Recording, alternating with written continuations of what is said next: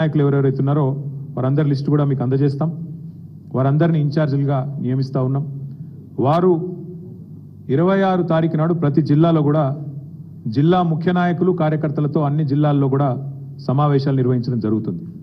29 కార్యక్రమానికి దీక్షా దివస్కి సన్నాహక సమావేశం 26 నాడు ప్రతి జిల్లాలో కూడా జరుగుతుంది.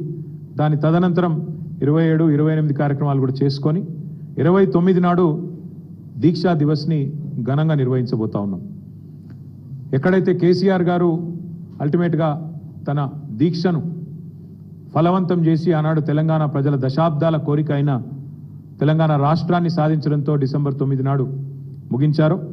ఆ రోజు డిసెంబర్ 9 నాడు మేడ్చల్లో తెలంగాణ తల్లి విగ్రహావిష్కరణతో డిసెంబర్ 9 నాడు ఘనంగా దీక్షా దివస్ నవంబర్ 29, డిసెంబర్ 9 నాడు తెలంగాణ తల్లి విగ్రహావిష్కరణ మేడ్చల్లో మా పార్టీ మొత్తం పాల్గొని బ్రహ్మాండంగా ఈ 11 రోజుల దీక్షను ఎంత ఘనంగానైతే ఆనాడు కేసీఆర్ గారు ఒక ప్రకటన సాధించి విజయవంతంగా ముగించారు, అదే స్థాయిలో మరి డిసెంబర్ 9 నాడు ఉత్సవాలు జరుపుకుంటూ తెలంగాణ తల్లికి ప్రణమిల్లుతూ మేమందరం కూడా ఆ రోజు డిసెంబర్ 9ను కూడా ఘనంగా మేడ్చల్లో జరుపుకుంటాం. అందులో మా పార్టీ నాయకత్వం మొత్తం కూడా పాల్గొంటుంది. ఎమ్మెల్యేలు, ఎమ్మెల్సీలు, ఎంపీలు అందరు కూడా మేము మేడ్చల్లో ఆ రోజు తెలంగాణ తల్లికి నివాళులర్పించి కేసీఆర్ గారి దీక్ష ఫలవంతమైన రోజును యాద్ చేసుకుంటాం. ఈ ఇన్ఛార్జీలుగా ఎవరెవరినైతే నియమించినాము పెద్దలు చాలామంది ఉన్నారు. 33 జిల్లాలకు 33 మంది నియమించుకున్నాం. అవన్నీ కూడా మీకు వెంటనే ఇప్పుడు మీకు వాట్సాప్లో అదర్వైజ్ రిలీజ్ చేయడం జరుగుతుంది.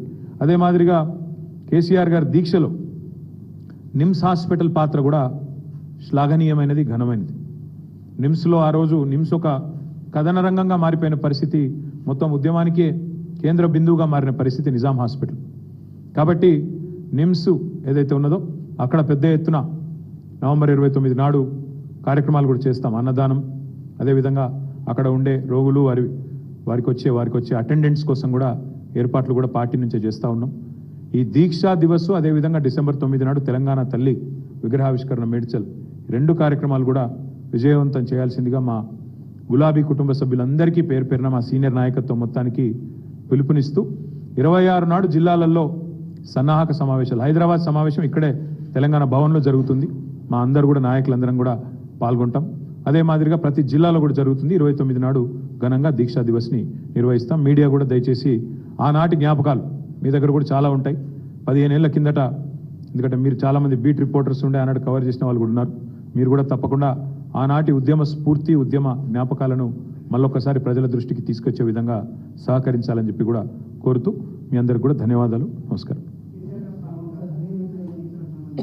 లేదు బ్రదర్, ఇదంతా కూడా పార్టీగా, ఎందుకంటే కేసీఆర్ గారి దీక్ష నుంచే కదా, కేసీఆర్ కదిలిన తర్వాతనే కదా మొత్తం తెలంగాణ సమాజం కదిలింది, మొత్తం తెలంగాణ రాజకీయ వ్యవస్థ, భారత రాజకీయ వ్యవస్థ కదిలింది. కాబట్టి సారు పాల్గొన్నారు. మేము పార్టీగా మేము సారుకు ధన్యవాదాలు చెప్తూ అదేవిధంగా ఓవరాల్గా తెలంగాణ సమాజం మొత్తం కూడా కలిపి వాళ్ళని మోటివేట్ చేసే విధంగా ముందుకు పోతాం. ఇక నేను నిన్ననే చెప్పినా మళ్ళీ ఎందుకు, ఇక నిన్ననే చెప్పినా మళ్ళీ వద్దు.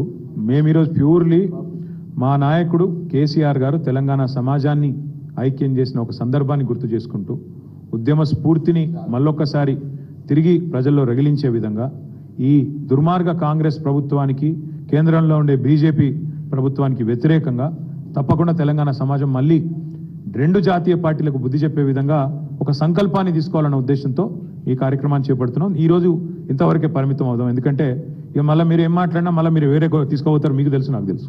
Thank you. ఇక మీరు నేనేమంటున్నా ఇంకేం అనుకోలేదు, మీరు చెప్పారు కాబట్టి బాగుంది సూచన, అది కూడా ప్లాన్ చేస్తాం. Thank you.